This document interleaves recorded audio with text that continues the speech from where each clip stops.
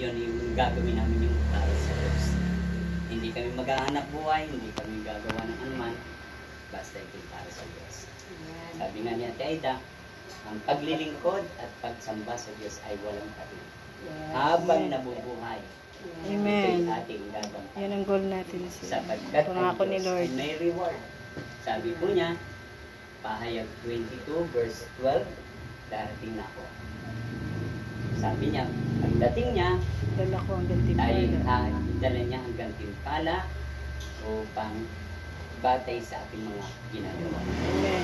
Kaya kapag tayo gumagawa para sa Lord, hindi tayo mawawala ng pagpapala sa Diyos. Amen? Amen. Kaya maging loyal po tayo. Kaya kanina pa nag-Lord na gano'n. So dito po ay nakuha ko po ang mabuting balita dito po sa chapter 4 ng Matthew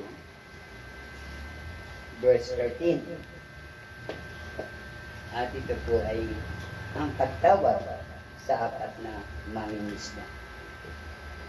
Minsan naglalakad si Jesus sa tabi ng lawa ng Galilea.